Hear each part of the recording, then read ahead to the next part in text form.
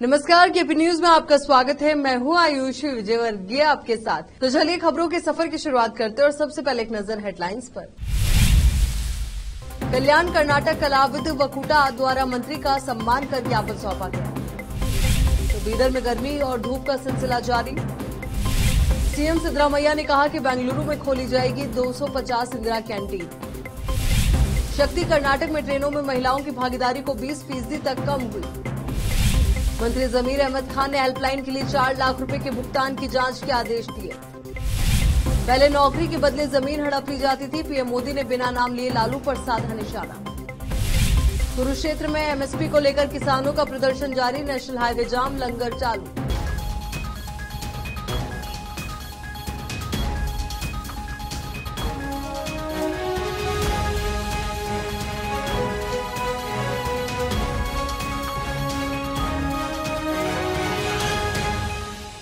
अब देखते हैं समाचार विस्तार से।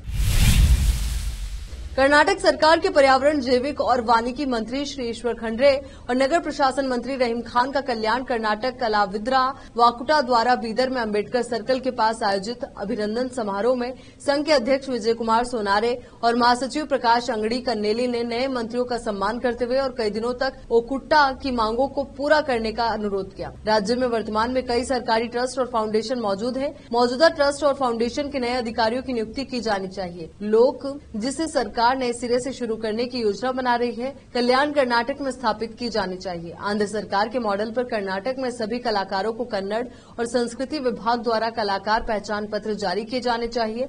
कल्याण कर्नाटक खंड में कल्याण कर्नाटक सांस्कृतिक अकादमी कर्नाटक सरकार द्वारा स्थापित की जानी चाहिए सहित अन्य मांगों का ज्ञापन मंत्रियों को सौंपा गया। विशेष संवाददाता की रिपोर्ट। बीदर में धूप और गर्मी का कहर जारी है। जून माह के शुरू होते ही बारिश के मौसम के शुरू होने की आहट महसूस होती है, लेकिन इस साल बारिश शुरू होने की देरी की चेतावनी मौसम विभाग ने दे रखी है। इसके बावजूद 7 जून को तेज बारिश होकर मौसम में कुछ बदलाव आया, लेकिन उसके बाद बारिश न होने से फिर से धूप और गर्मी का सिलसिला लगातार जारी रहने से लोग परेशान हैं। वहीं इसका असर किसानों पर भी पड़ने की बात कही जा रही है। हालांकि कृषि विभाग ने अच्छी बारिश के बाद किसानों को बीज पेराने की सलाह दी गई है, तो वहीं धूप और गर्मी के कारण लोग बेहाल। उम्मीद की जा रही है कि आने वाले दिनों में अच्छी बारिश होगी। विशेष संवाददाता की रिपोर्ट। अब देखते हैं समाचार राज्य के अन्य क्षेत्रों के। कर्नाटक के मुख्यमंत्री सिद्धरामैया ने कहा कि अधिकारियों को बेंगलुरु में कम से कम 250 इंदिरा कैंटीन या प्रत्येक वार्ड के लिए एक शुरू करने का निर्देश दिया गया। वे योजना पर चर्चा के बाद अपने गृह कार्यालय कृष्णा में मीडिया से बात कर रहे थे। इंदिरा कैंटीन लोगों को रियायती दरों पर भोजन उपलब्ध कराती है और गरीबों और निम्न मध्यम वर्ग के वर्गों की मदद करती है। पिछली भाजपा सरकार ने इस योजना को घोटाले का आरोप लगाते हुए जारी नहीं रखा था। इससे पहले इंदिरा कैंटीन की लागत का 70% ब्रूहट बेंगलुरु महानगर पालिका द्वारा और 30% सरकार द्वारा भुगतान किया गया, लेकिन अब ये निर्णय लिया गया है कि बीबीएमपी और सरकार दोनों लागत का 50% भुगतान करेंगे। बेंगलुरु के अलावा अन्य जगहों पर इंदिरा कैंटीन में लागत का 70% तक सरकार द्वारा और 30% शहर की नगर पालिकाओं द्वारा भुगतान किया जाए। अधिकारियों को निर्देश दिया गया है कि राज्य में उन स्थानों की सूची उपलब्ध कराएं जहां नई इंदिरा कैंटीन शुरू की जा सकती है। इंदिरा कैंटीन के मेन्यू में भी बदलाव किया जाएगा और अधिकारियों को कैंटीन की गुणवत्ता, मात्रा और साफ सफाई अच्छी रखने के निर्देश दिए जा रहे हैं। रेट रिवाइज नहीं होंगे।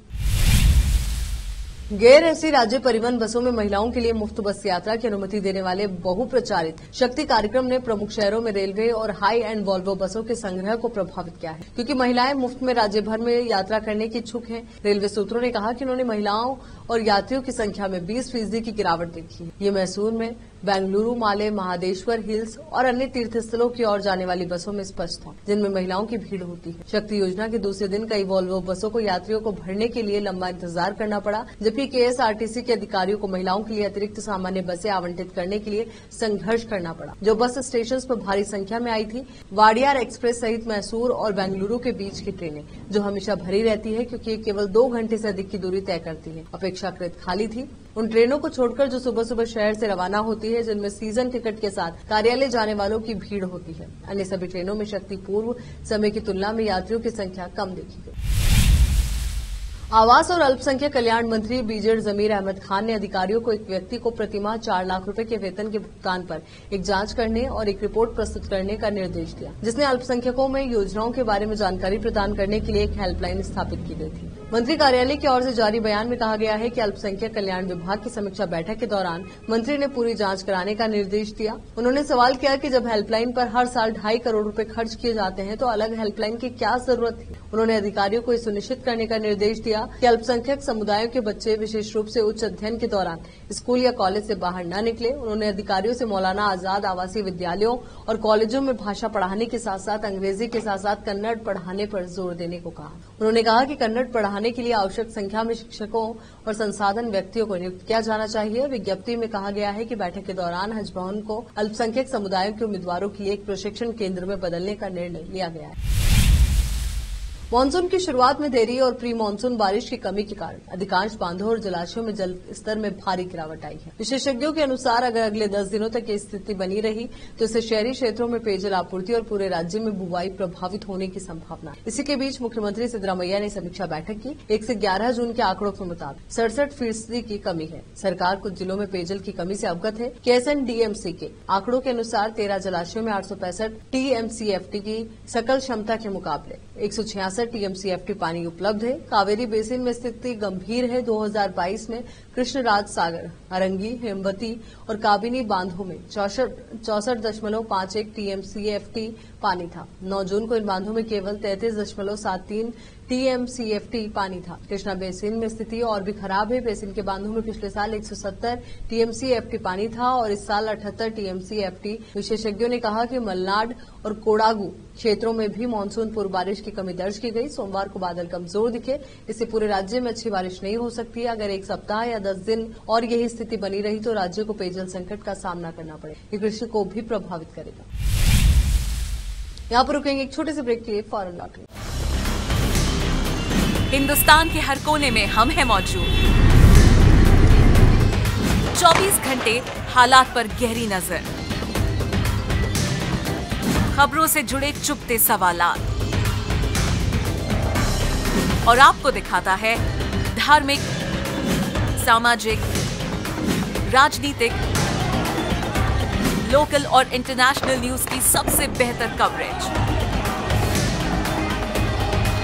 जो आपको रखती है हर पल बाखबर।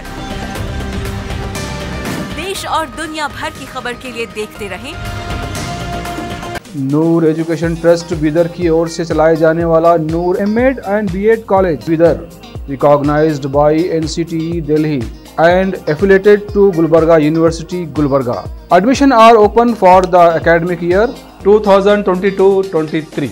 विशेषज्ञ और सक्षम शिक्षकों द्वारा शिक्षा प्राप्त करने के लिए नूर एमएड एंड बीएड कॉलेज में दाखिला लें और शांत वातावरण में शिक्षा प्राप्त करें। बीदर शहर में बेहतर शिक्षा का एकमात्र केंद्र Noor MEd and BEd college, Shahpur gate, Bidar. Phone numbers 9945283920, 8482221297। Wisdom group of institution Bidar, Bidar शहर का एकमात्र संस्थान जो बीदर में पिछले 20 सालों से अपनी शैक्षणिक सेवाएं देता आ रहा है। विजडम ग्रुप्स ऑफ इंस्टीट्यूशन के तहत कई स्कूल्स और कॉलेज चलाए जाते हैं जहां पर विद्यार्थियों को योग्य शिक्षकों द्वारा बेहतर शिक्षा दी जाती है और यहां पर विशाल क्लासरूम है। यहां पर गर्ल्स और बॉयज के लिए सेपरेट मॉडर्न हॉस्टल की सुविधा है और स्वादिष्ट और हेल्दी भोजन की सुविधा है। छात्रों को शांति के वातावरण में पढ़ने के लिए लाइब्रेरी भी उपलब्ध है और साथ ही बसेस की सुविधा भी उपलब्ध है। अपने शैक्षणिक गुणों के कारण विजडम ग्रुप्स ऑफ इंस्टीट्यूशन बहुत ही कम समय में ऊंचाइयों की ओर अग्रसर है। अपने बच्चों का भविष्य संवारना चाहते हैं तो विजडम ग्रुप ऑफ इंस्टीट्यूशन में शिक्षा दिलाएं, जहां पर PUC के लिए एडमिशन ओपन हो चुके हैं। Wisdom PU college for science में इस साल PUC सेकेंड ईयर का शानदार रिजल्ट आया है और यहाँ के 110 बच्चों को नीट के माध्यम से MBBS की फ्री सीट प्राप्त हुई है। यहाँ के छात्र Ziaul Hasan VTU gold medallist रह चुके हैं और उन्होंने IIT दिल्ली में अपने नाम की सीट सुरक्षित कर ली है। आज ही अपने बच्चों का एडमिशन कराइए, याद रखिए। Wisdom groups of institution head office near Basaveshwar circle, beside new Kaman, behind Urdu hall, Taleem Siddique Shah, Bidar. Contact number 9111301891, 8217411186, toll free number 180012394447, website www.vijdamt.in wisdominstitutions.com। Break के बाद बढ़ते आगे।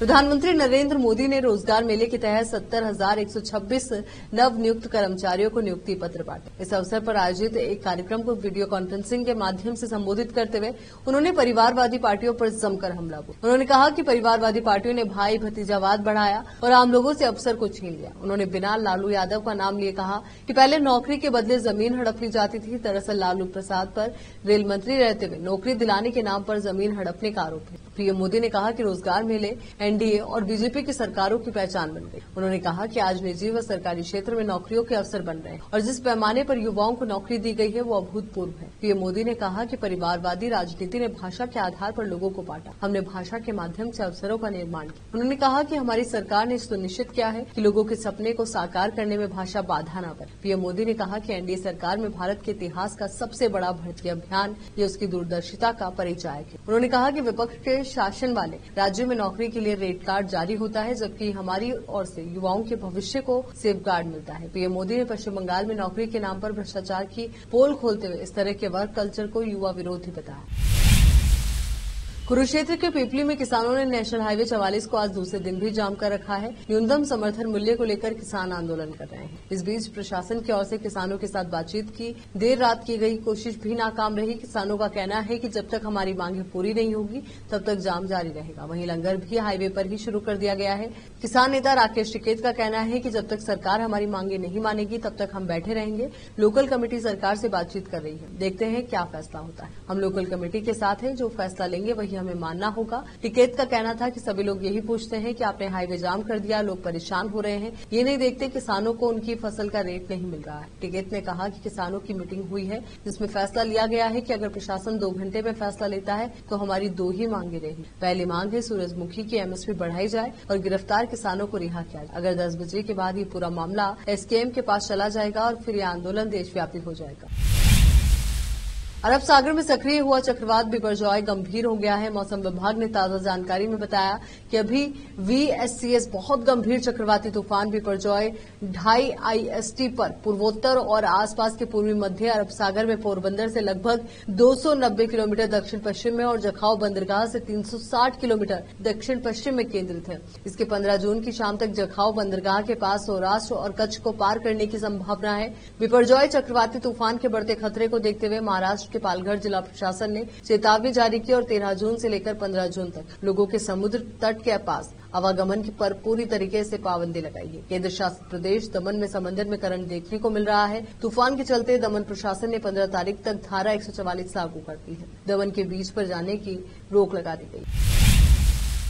मध्य प्रदेश के पूर्व सीएम और सीनियर कांग्रेस नेता कमलनाथ ने ट्विटर पर 5 बड़े ऐलान किए। उन्होंने कहा, मैं कमलनाथ वचन देता हूं कि मध्य प्रदेश में कांग्रेस सरकार बनने पर गैस सिलेंडर 500 रुपए में देंगे, हर महिला को 1500 रुपए महीने देंगे, 100 यूनिट बिजली माफ, 200 हाफ होगी, किसानों का कर्ज माफ होगा, पुरानी पेंशन योजना लागू करेंगे। कमलनाथ ने अपने ट्वीट में ये भी कहा कि आओ मध्य प्रदेश बनाएं। गौरतलब है कि कर्नाटक में मिली जीत के बाद कांग्रेस का खोया आत्मविश्वास लौट आया है और पार्टी अपने संगठन में बड़ा बदलाव कर सकती। पार्टी में इस बदलाव की चर्चा चल रही है। सूत्रों से मिली जानकारी के मुताबिक के वेणुगोपाल जी संगठन बने रहेंगे। ऐसा लगता है कि इसमें कोई बदलाव नहीं हुआ। कर्नाटक में मिली जीत के बाद अब मध्य प्रदेश में होने वाले चुनाव में जीत की रणनीति तैयार की जा रही है। खबर यह भी है कि कांग्रेस नेता रणदीप सिंह सुरजेवाला को कर्नाटक में जीत दिलाने के बाद मध्य प्रदेश में जीत दिलाने की बड़ी जिम्मेदारी सौंपी जाएगी और इसके लिए उन्हें विशेष पर्यवेक्षक बनाया जा सकता है। इसके अलावा राज्यों में बड़ा फेरबदल किया जा सकता है। ओडिशा, पश्चिम बंगाल के प्रभारी बदले जाएंगे और जानकारी के मुताबिक महाराष्ट्र, तमिलनाडु, गुजरात, उत्तराखंड, बिहार के प्रभारी भी बदले जा सकते हैं।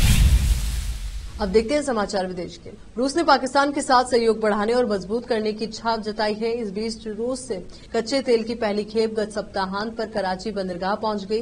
द एक्सप्रेस ट्रिब्यून की रिपोर्ट के अनुसार मास्को और इस्लामाबाद के बीच राजनयिक संबंधों की स्थापना की 75वीं वर्षगांठ पर रूसी विदेश मंत्री सर्गेई लावरोव ने एक वीडियो बयान जारी कर दक्षिण एशियाई राष्ट्र के साथ सहयोग बढ़ाने की अपनी देश की इच्छा व्यक्त की है। पाकिस्तान और रूस शीत युद्ध के धुर प्रतिद्वंदी है, लेकिन हाल ही के सालों में उनके द्विपक्षीय संबंधों ने सकारात्मक मोड़ लिया है। दोनों पक्ष अतीत को पीछे छोड़कर नई वास्तविकताओं को अपनाने के इच्छुक। रूस यूक्रेन युद्ध के अंत होने का क्या आखिरी समय आ चुका है? क्या इस युद्ध का अंत भी द्वितीय विश्व युद्ध की तरह भयानक होने वाला है? क्या पुतिन वाकई यूक्रेन पर परमाणु हमला कर देंगे? कीव पर परमाणु हमले को लेकर रूस की तैयारी और पुतिन के दोस्त बेलारूस के राष्ट्रपति अलेक्जेंडर लुकाशेंको का बयान तो फिलहाल इसी ओर इशारा कर रहा है। बेलारूस की टेलीग्राफ एजेंसी की खबर के अनुसार अलेक्जेंडर लुकाशेंको ने तो साफ कह दिया है कि आक्रामकता की स्थिति में देश परमाणु हथियारों का इस्तेमाल करने से नहीं हिचकेगा, यानी जरूरत पड़ने पर यूक्रेन पर परमाणु हथियारों का इस्तेमाल करने में कोई संकोच रूस को नहीं होगा। आइए अब आपको बताते हैं कि बेलारूस के राष्ट्रपति के इस बयान ने यूक्रेन पर परमाणु बम से हमले की आशंका को क्यों और बढ़ा दिया। अभी तक कई बार रूस यूक्रेन पर परमाणु हमले की धमकी दे चुका है। वो अमेरिका के साथ परमाणु संधि भी तोड़ चुका है। इसके बाद बेलारूस की सीमा पर परमाणु हथियारों की तैनाती किए जाने की बात भी कह चुका है। इतना ही नहीं, परमाणु मिसाइलें भी बेलारूस की सीमा पर तैनात की जा चुकी है, जहां से यूक्रेन को निशाना बनाया जाना है। अब तक इसे यूक्रेन पर दबाव बनाने की रणनीति माना जा रहा था, मगर अब बेलारूस के बयान ने दुनिया के होश उड़ा दिए। अलेक्जेंडर लुकाशेंको पुतिन के परम मित्रों में है, ऐसे में उनका ये बयान पुतिन के इशारों के बगैर नहीं हो सकता। अब एक नजर फिल्मी समाचार। गदर देखने पहुंची अमीषा पटेल। थिएटर हॉल में लोगों ने डांस कर किया स्वागत। अब समाचार खेल जगत से हैं। पाकिस्तान को बड़ा झटका, शाहीन शाह आफरीदी अगली सीरीज से बाहर। अब आखिर में देखते हैं समाचार बाजार के। कालाबाजारी रोकने के लिए गेहूं पर सरकार का बड़ा फैसला, अब घटेगी कीमत। अब चलिए एक बार फिर से नजर डालते हैं हेडलाइंस पर। कल्याण कर्नाटक कलाविद वकुटा द्वारा मंत्री का सम्मान कर ज्ञापन सौंपा गया। तो बीदर में गर्मी और धूप का सिलसिला जारी।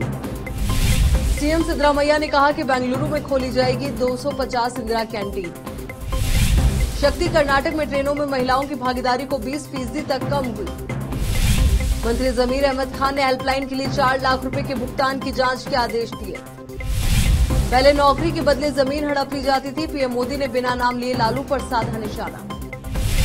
कुरुक्षेत्र में एमएसपी को लेकर किसानों का प्रदर्शन जारी, नेशनल हाईवे जाम, लंगर चालू।